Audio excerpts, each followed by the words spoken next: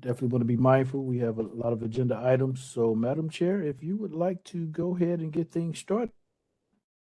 Okay, it is 6:01 p.m. and I would like to call the January 28th, 2025 meeting of the St. Louis County Youth Advisory Council to order. The second item on our agenda is the roll call, and I will hand that over to you, Dawn. All right, absolutely, absolutely. So, everyone, if you could please, once I read your name, please indicate that you're either here or present. Gary, Present. Precious, Present. Legacy, Dieta, Present. Neha, Isabel,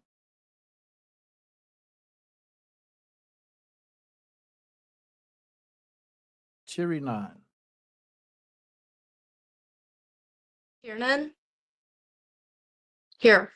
yes, sorry, yes, Chirinan, Evita, Here. Michaela, Here. Preston,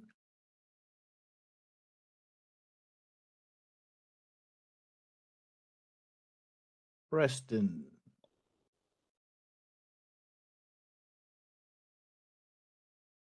I'll come back to you, Preston. I see you, but I need to hear you as well. Margaret,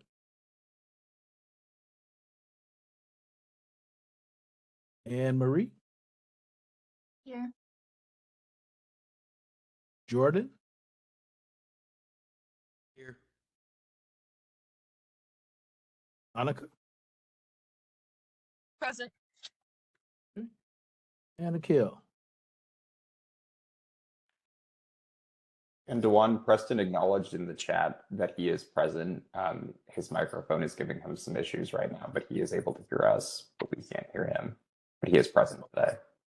Okay, thank you for that, Mac. Okay, roll call has been taken. Quorum has been established.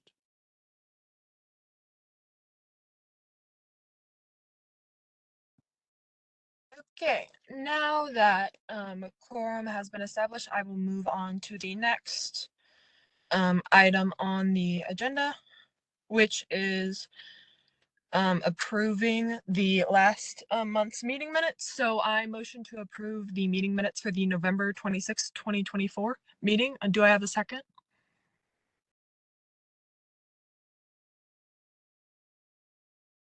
Second, and also Akil says that he's an attendee and not a panelist, so he can't unmute, but he's present. Generic host, would it be possible for you to promote Akil to panelist, please? I can actually do it I can actually Oh, do perfect. Thank you, Dewan. it. Yep, no problem. Just to test my microphone, second. I can hear you, Preston.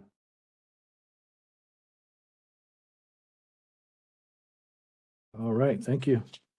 Okay, will all in favor of approving the meeting minutes say aye? Aye. Aye. Aye. Aye. Any opposition? Okay, the November 26th, 2024 meeting minutes are approved. So for the next part of our agenda, we will have a brief 3 or 4 minute presentation regarding the research reports that we have compiled. I will be timing you, so please stay under that 3-minute mark to conserve and make sure we get this meeting going on time. I will go in the order that is on the document. So if you don't have that in front of you, it's sex education first, then substance abuse, unhoused population, youth literacy, environmental concerns, and civic education. This is just a time for you to explain your research and some of your policy implementations to the group. So if Dewan doesn't have anything else, I will hand it over to the sex education group to start. I don't, Madam Chair. You're good. Okay, I'll start your timer now.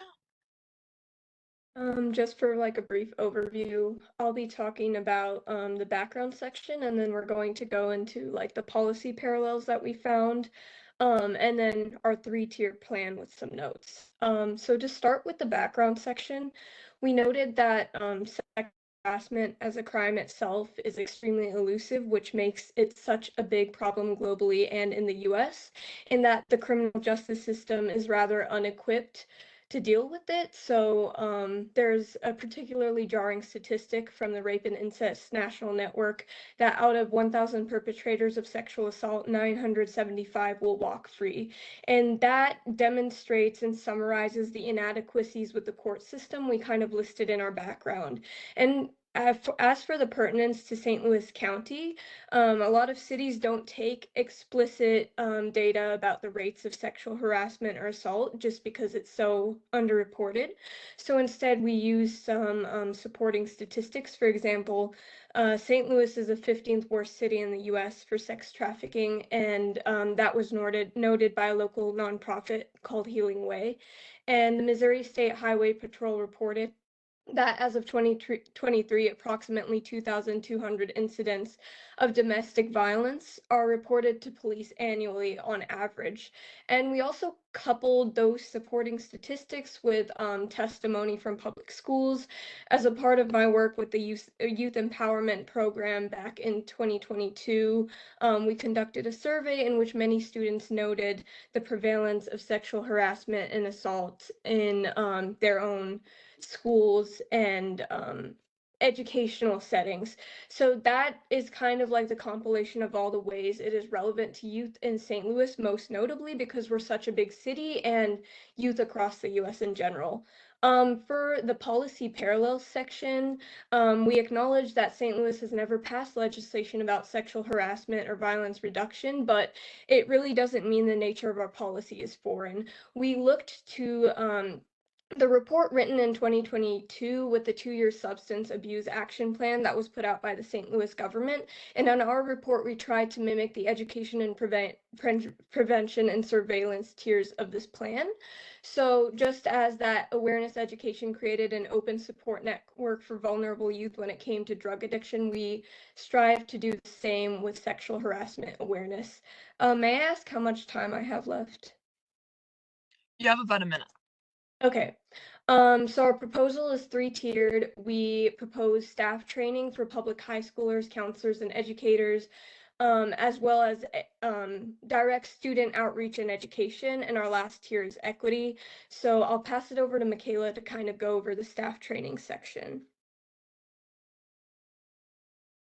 So for the staff training section, we wanted to make sure that everyone was being able to be supported, but it'd be easiest if the staff training section was virtual, because we talked to several organizations and they said that would be the best way to, if we had to put it into effect, it'd be the best way to handle it. Yeah, and then with the student and education and outreach section, we talked to local St. Louis nonprofits. The one that permitted us to use its name was the Missouri Coalition Against Domestic and Sexual Violence. They have a series of online training academies as well as local branch organizations in St. Louis that would be willing to do this outreach. We noted in our equity tier the necessity of a traveling facilitator for under-resourced schools so that a mandate like this would not negatively affect them in terms of funding and resources. And then we made some disclaimers about the organizations we collaborated with, confirming that they were simply advising us but not explicitly committing to anything. But essentially, our proposal lies on this collaboration between multiple non-profit groups and networks around St. Louis to first do the virtual training tier before moving to a more direct outreach plan. Thank you guys so much. You put in a lot of thoughtful research, and I really hope those policies can be used because they sound like incredible ideas. I just want to open it up if anyone has any questions, quick questions regarding their incredible presentation.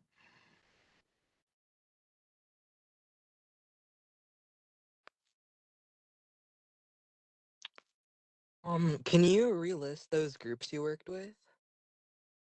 So we worked with MOCADSB, which is the Missouri Coalition for Domestic and Sexual Violence. We worked with other local nonprofits, but because the individuals we talked to in those organizations were not immediate representatives, and there are definitely complications as we are representatives of the government. They asked that we didn't explicitly name them, but if this were to go forward, we have maintained networks with, I think, 2 other organizations in addition to Missouri Coalition.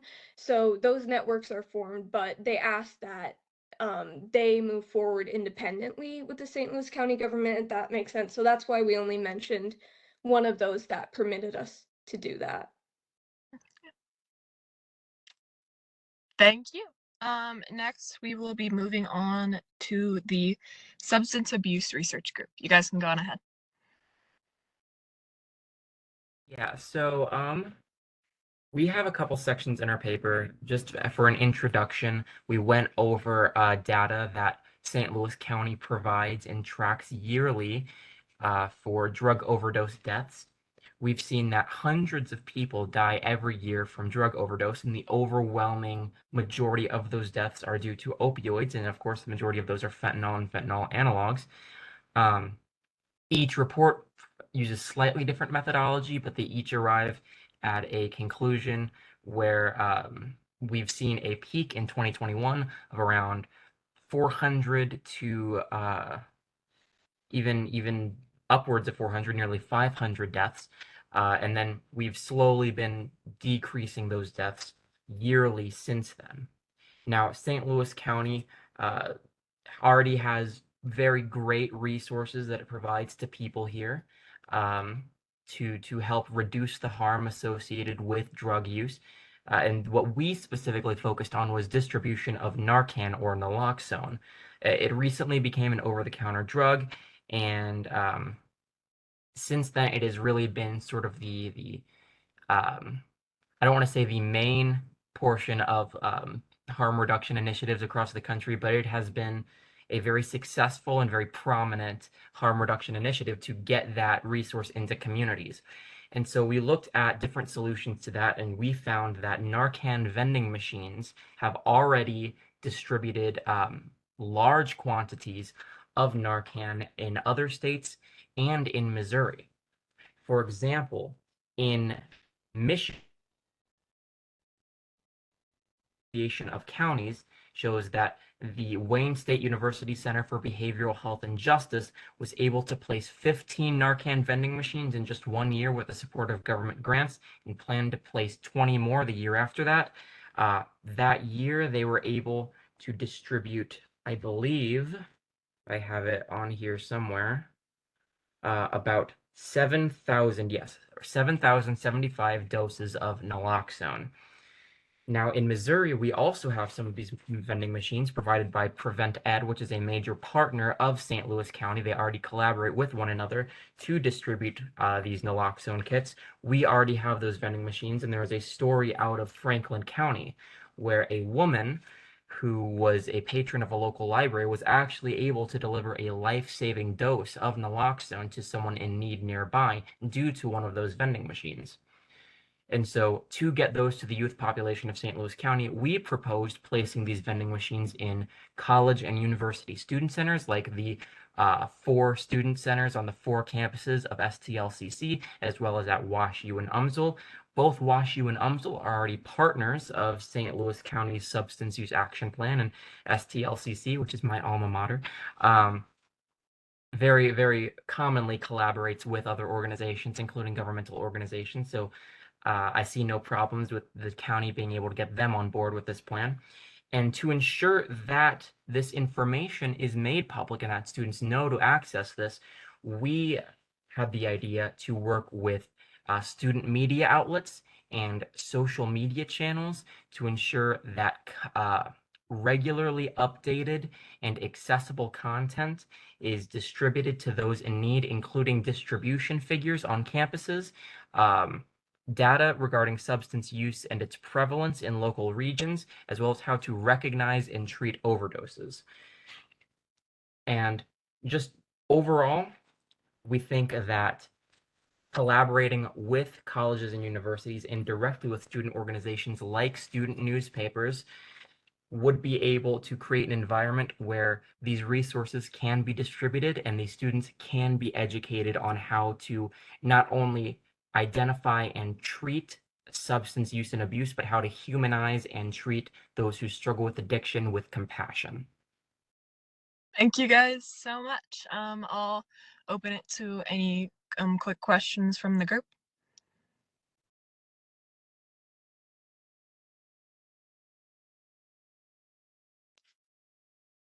Okay. Wonderful presentation. Moving on, our next group is the unhoused population. You guys are good to go.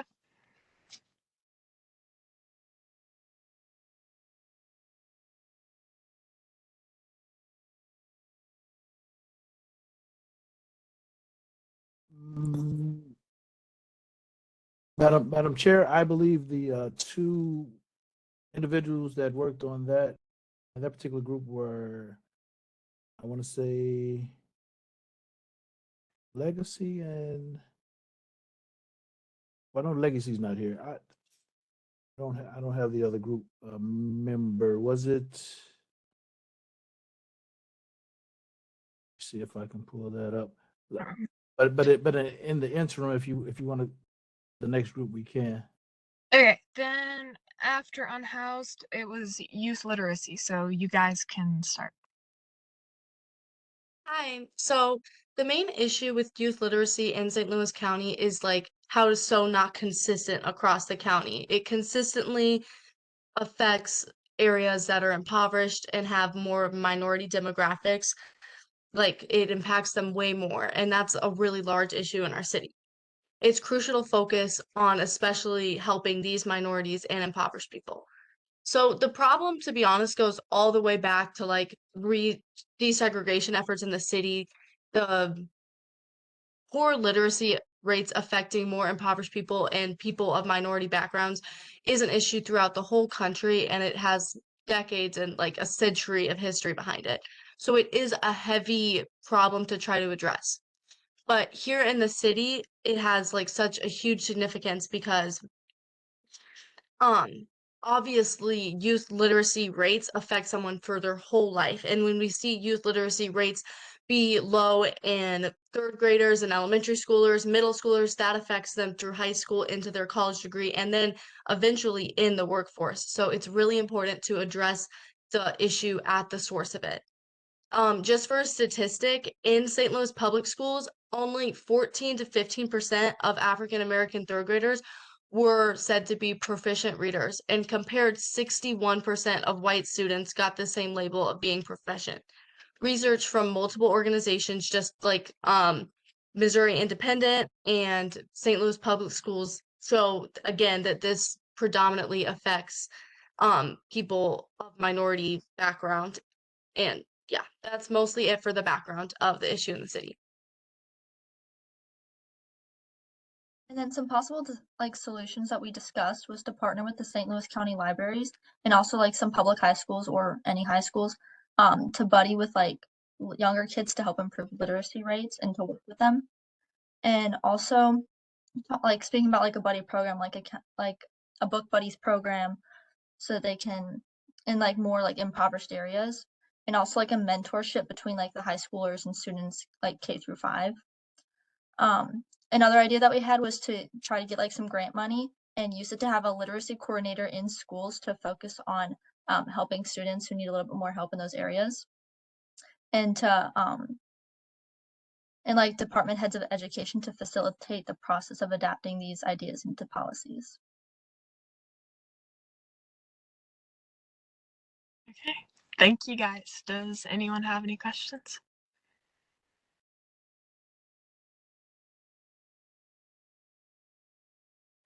Okay, have we seen anyone else new arrive or gotten any updates on the unhoused population group? No, we have not. And just to confirm, Madam Chair, the two individuals that worked on that particular topic are not in attendance tonight.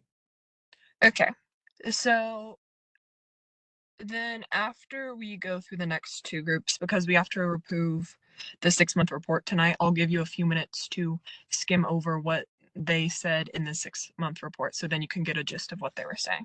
So next we'll move on from the youth literacy group to the environmental concerns group. All right, hello.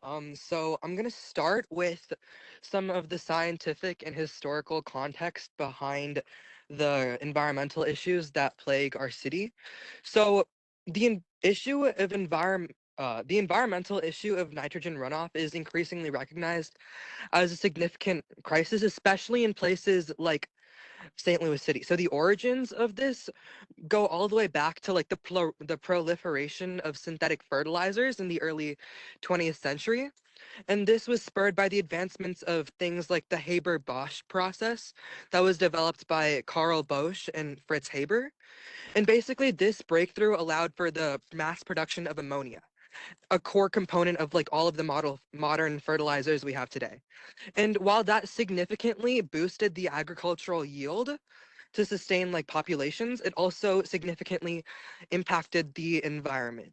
So to be specific, excess nitrogen utilized on crops does not remain confined.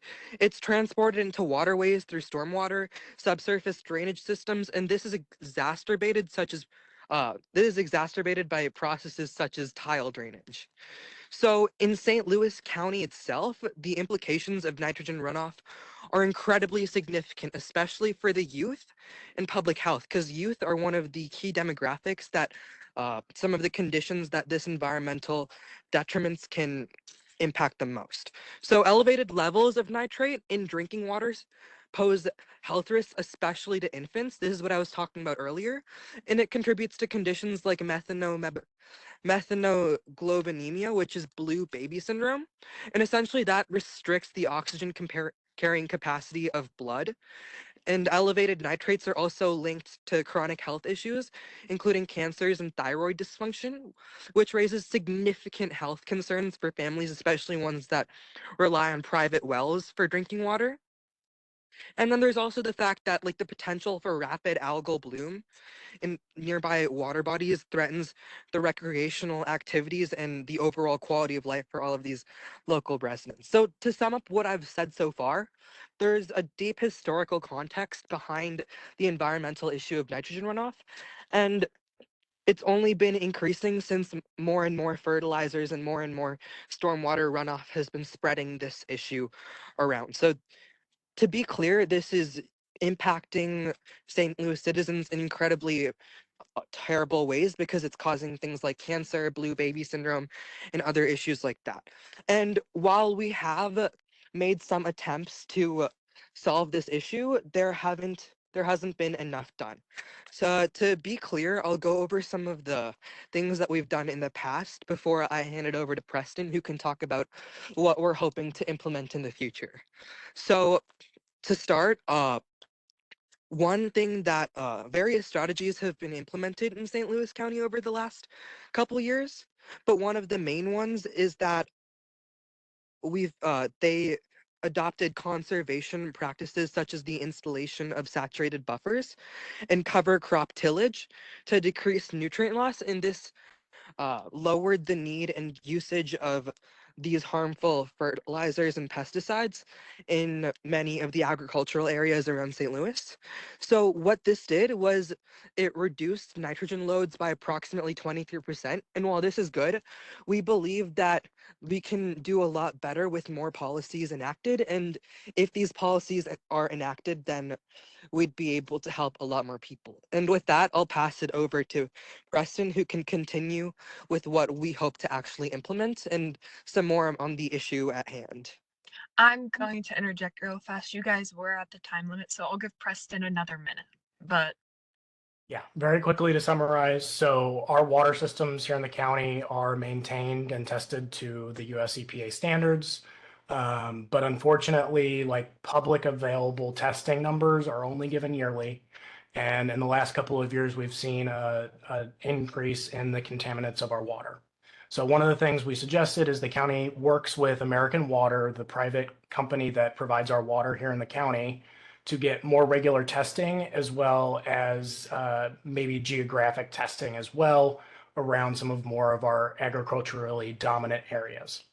Additionally, we'd also like to look at maybe implementing grant programs focusing on financing sustainable agricultural practices and collaborating with local universities to get research into removing these contaminants from our underground water supplies and our two major rivers.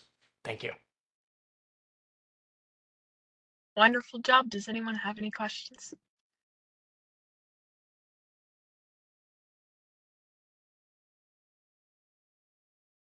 Okay, moving on to the last group, the civic education group. Avita, I will let you start and then I can round out.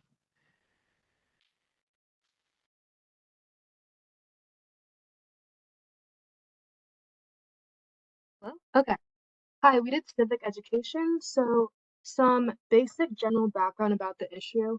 In the United States and St. Louis overall, there is a very concerning lack of quality in civic instruction in the United States region. And what this leads to are general deficiencies in knowledge, and this is harmful because with the lack of knowledge about civic education, it's kind of hard to know about things that are going on in your area. So in Missouri specifically, or overall, a statistic is 33% of Americans can identify a branch of government, like legislative, those types, only 33%, and that's, I would say, concerning. And like I said, without the knowledge, without the basic knowledge of civic education, it's hard to make informed decisions about things like voting and ballots and such. So we identified some existing and organizations that were implemented in the past to try and solve this issue. And the first one that we found was called Catch Up. It was a program started in St. Louis by St. Louisans, but it was designed for application throughout the whole state. So essentially what the program did, it would allow middle schoolers to be exposed to activities and knowledge regarding civic education. And this would include visits to like the local courthouses or from local officials. There'd be activities from teachers or people who are more knowledgeable about that area. So with that, I would say from our research that it made a substantial difference. Overall, I just think it's important for students to learn about civic education because, as I said, it helps with things like voting and knowing about how laws affect you. There weren't really that many recent articles about it. The ones that we tried to find were, I think the most recent one was from maybe around 2015.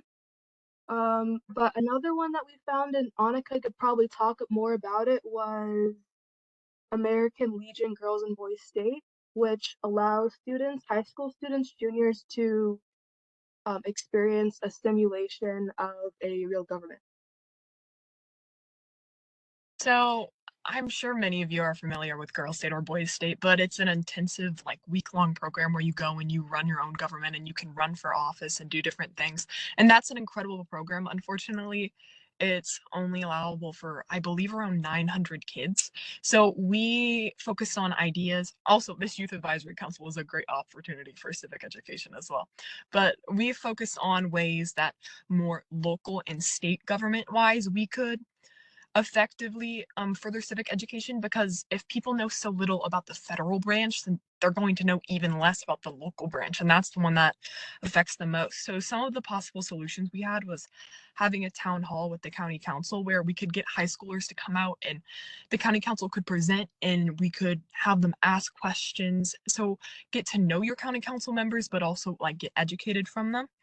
Another one we had was doing social media pages. So because social media is so prevalent, just like the Youth Advisory Council or the county, getting a social media page specifically geared towards like youth and getting out like different civic education reminders of when to vote and other processes relating to that, as well as all the different programs the county has.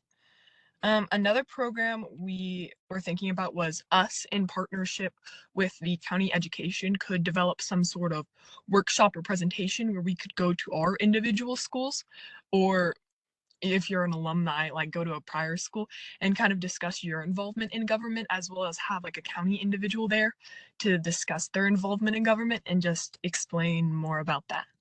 So does anyone have any questions regarding the final report?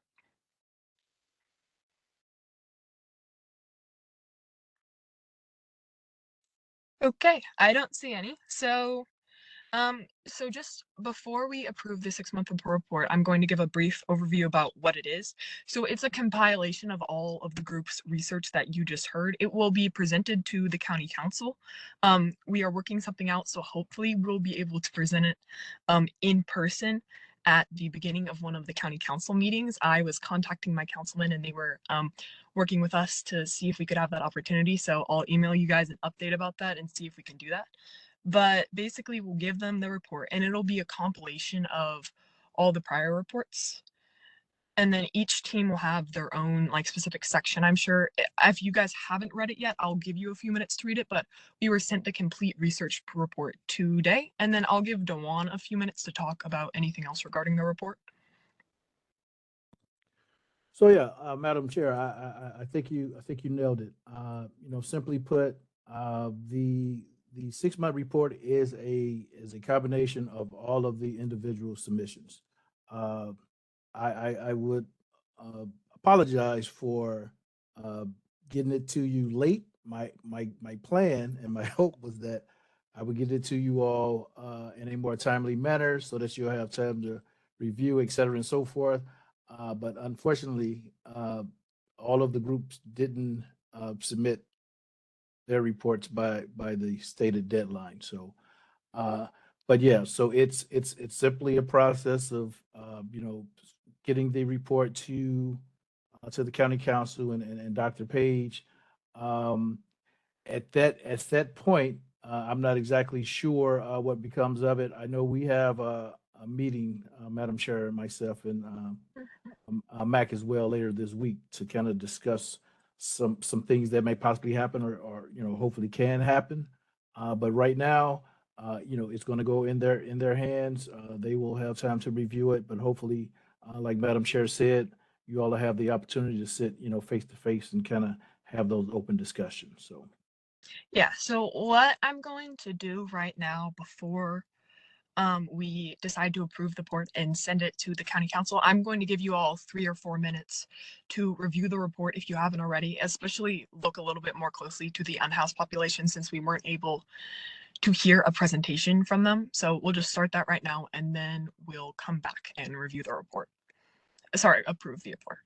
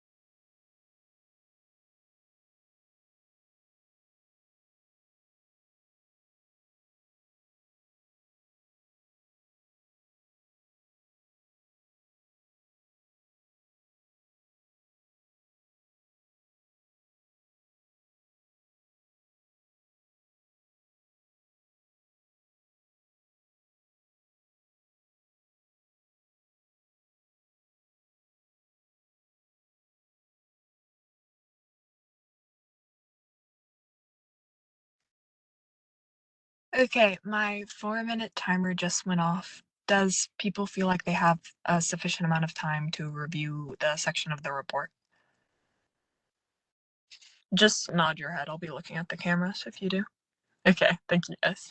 So then I will motion for the approval of the 2024-2025 Youth Advisory Council 6-month report. Do I have a second? Thank you. All in favor, say aye. Aye. Aye. Aye. Aye. Any opposition? Okay, the 2024 Youth Advisory Council 6-month report is approved. So for the next portion, the next steps of what is going on with the council.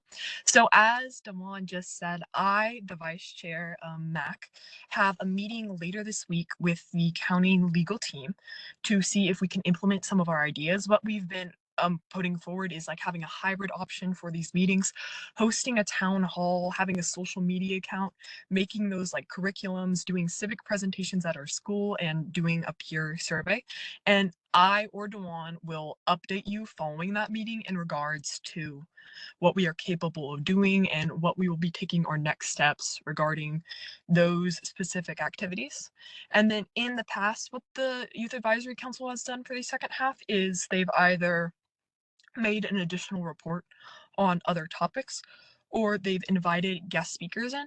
So for the next few minutes, I want to open it up to you guys to discuss any ideas you would have for a report or any people you would be interested in talking about, so I can get that information out. And then we will send you sometime later this month a update with all, well, probably not this month, next month, an update regarding what happened in the meeting and then what topics and other things we will be doing. So I'll open up the floor for the next 3 or 4 minutes to you guys, if anyone has any ideas.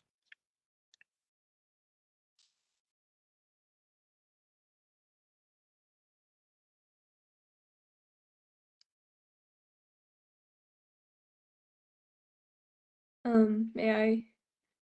Absolutely, yeah. So, do you think it would be like feasible to kind of talk with if we talked with any representatives or advocates and kind of like collaborate that way? So, kind of alluding to what you were saying with like public speakers.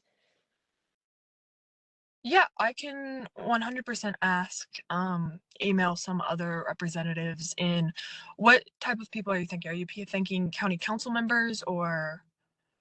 Oh, I was kind of thinking, I'm not sure if like I said it correctly, but kind of like representatives we kind of used in our reports. Like if we talk to any nonprofit groups, would that be a possibility? Yeah, like having them come in and give a more detailed, yeah, absolutely. I totally was not getting that. No, I totally understand what you're saying. Yeah, that would be great to have those people on there. If you want to, email me the names of anyone that you like put forward or any speakers you're interested in, and then I'll correspond with you and see about getting them on the schedule and having them talk in one of these meetings. That would be absolutely fantastic. Okay. Is it okay if we like kind of talk to them to see if they'd be like willing to and Oh, then like absolutely. Yeah. yeah. Yeah. Okay.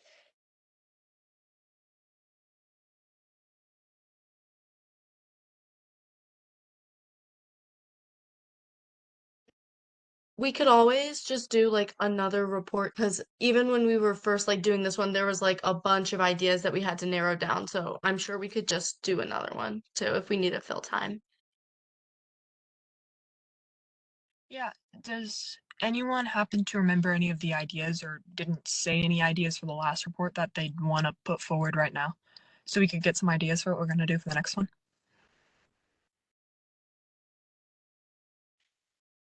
Or if you've come up with a new idea for what you want to do.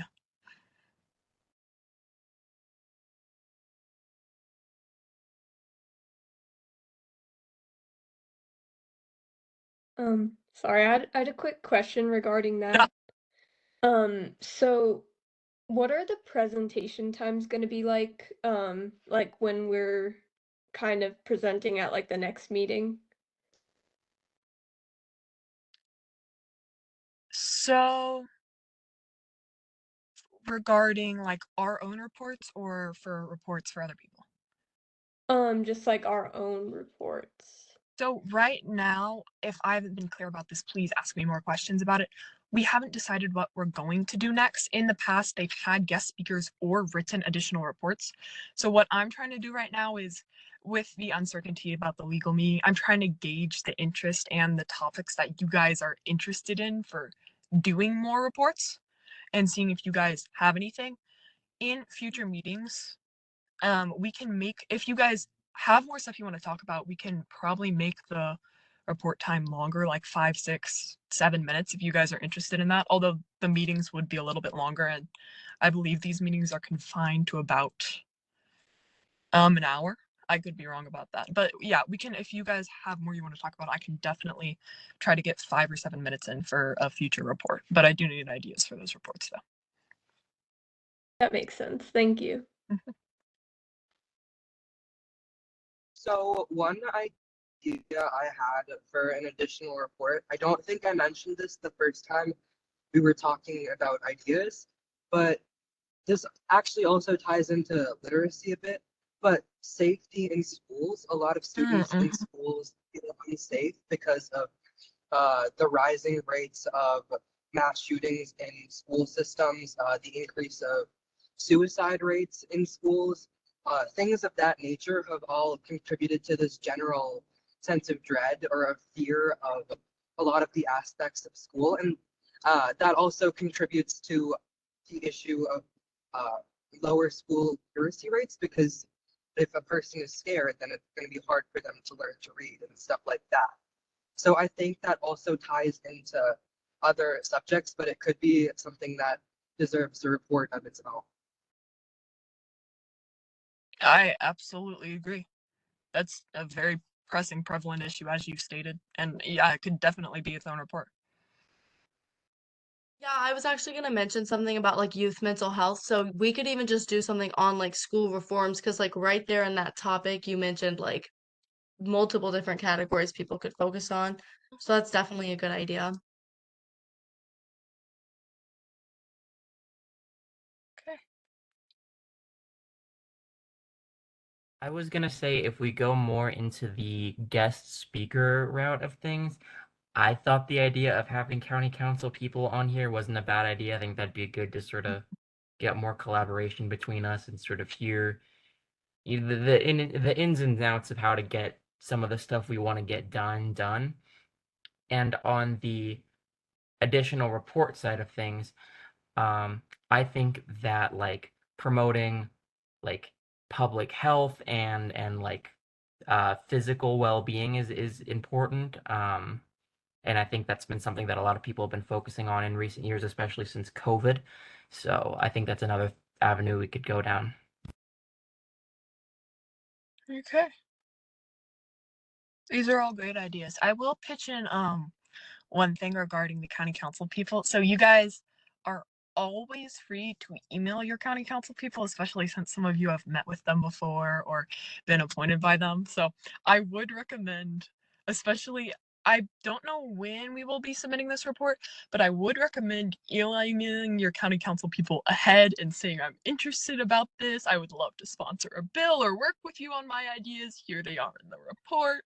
So I would recommend doing that as a way. And then, yeah, I think bringing them in to speak or talk to us, especially if we can get that presentation or just having one-on-one, would be an excellent idea. So does anyone else have anything? I really like the idea of bringing in county council members as well. I was able to interview one of like the District 4 county representative, Shalonda Webb, Miss Webb. And she had a really interesting story about like education and how she contributed to improvement in education for people in North County. And also I think another thing you could talk about is food deserts.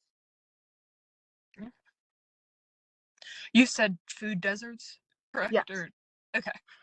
Sorry. Okay.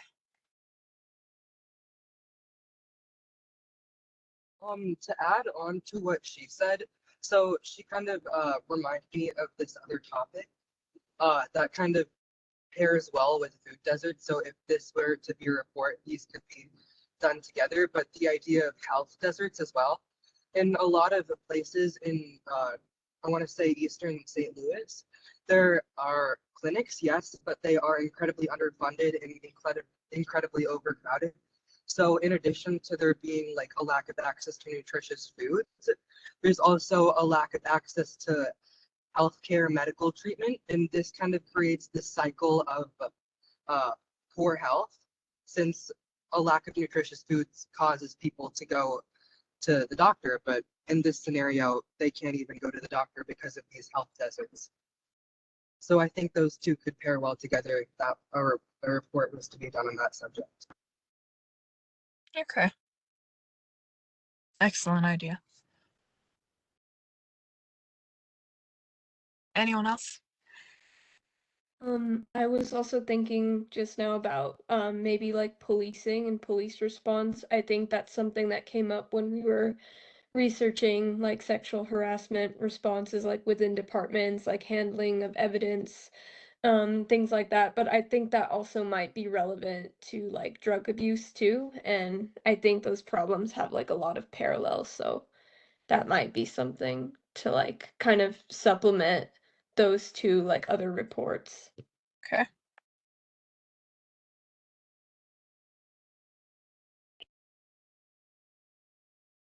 I also have an idea. I think it'll be great if we could organize something or potentially work towards in the future within the Youth Advisory Council, out more of getting young people in our communities aware of their local elected officials. We have a lot of people in our community who don't even know who their state representative are, or who don't know who their alderperson is. And I think it'll be great to organize something where we could create an event or something that towards get to know your local elected official. And I don't know how that'll be in programming wise, but I just think that it would be great to just shoot that out there to just see what can we do. And as a youth advisory council, not only that we're bridging that gap with getting young people and actively involved in their community, it will also be great to just get young people a part of the decision making process and knowing that they have the opportunity to reach out to their elected official if they ever see a problem in their community, and that they can be an advocate or a catalyst in their own way. Absolutely. That is something I will bring up at the legal meeting this Friday. And we've kind of already been working on the town hall idea, but like doing a meet and greet with the county council members and the local officials is an excellent idea. And I will bring that up on the legal meeting we have this Friday, and I will see what I can push forward regarding that idea. And then I will get back to you. So does anyone else have any other ideas? I think it might also be interesting to talk about, like in the report, maybe concentrated poverty and how like things like the Delmar Divide and how like historically that's persisted. So there have been things to try and like mitigate those issues. Just like generational divides that are based on race, socioeconomic status, and how that affects opportunities for families. Okay. Wonderful. I'm not wonderful, but a great idea. Okay. Okay. I just saw the chat from Isabel. Is she an attendant? Does anyone know? She was, Madam Chair. Okay. No, she was having some technical problems at some point, but she's definitely in attendance. Okay. If you're still having mic problems, because I haven't heard any. Okay. Do you just want to type in the chat any ideas you have? If that's possible. Also, if you guys have any ideas later this week, like you wake up at 2 a.m. and for some reason you're thinking about a youth change, then feel free to email me. So.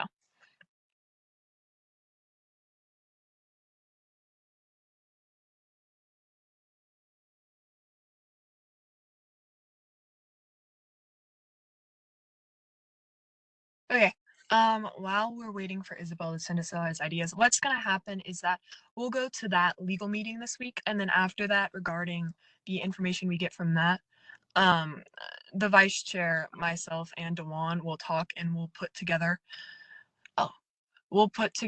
a information for a report, and then we'll start emailing you guys and seeing what we can do contacting guest speakers. So it is imperative that you guys are keeping up on your email to get information about a potential report out, or to signing up for groups or different things in the future. And then gonna read email set.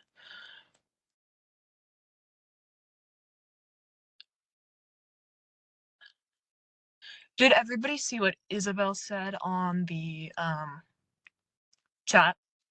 Monica, could you just, for the Read it. record, like let everybody know what it said? Yeah. So Isabel just said, I wanted to mention quickly that there is an already organized meet and greet with County Executive Sam Page this Saturday. If you can, it might be a good idea to promote that event to other youth in the community.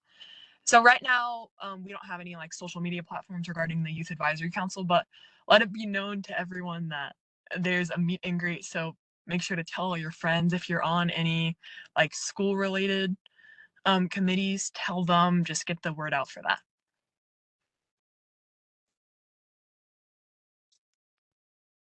Okay, so I will send you guys an email. Dewan and I will be emailing you. How And does oh, sorry. what was the timeline of that meet and greet? Like, what time will that be taking place during on Saturday?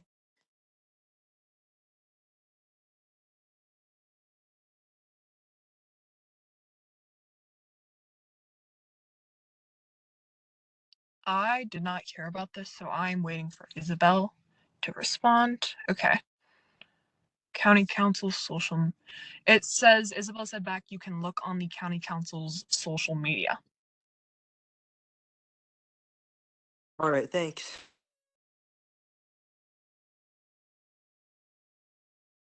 Now, Madam Chair, if she's speaking about the same thing, it looks like Saturday, February the 1st from 10 a.m. to 12 p.m. at the North County Recreation Complex. And again, I can send that out to all the members. But it says open house, meet St. Louis County Executive Dr. Sam Page, if that's in fact what she's talking about.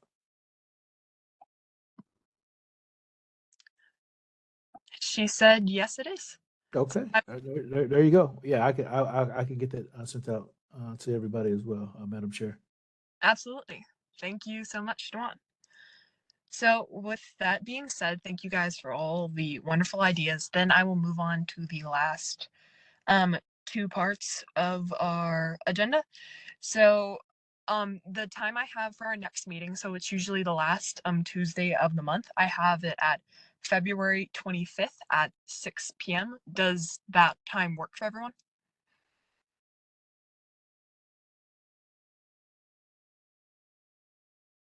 Yeah, okay. I'm seeing some head nods.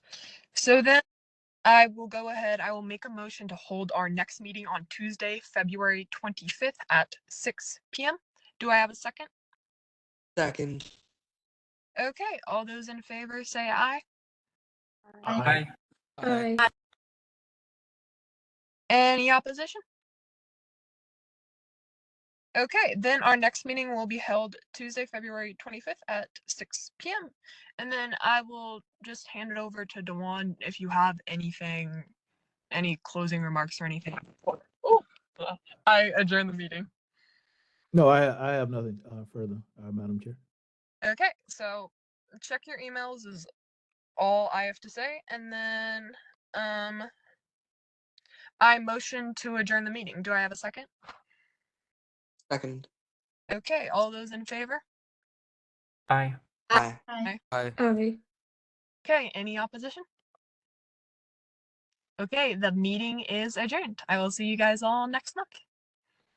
Thanks, everyone. Bye, y'all.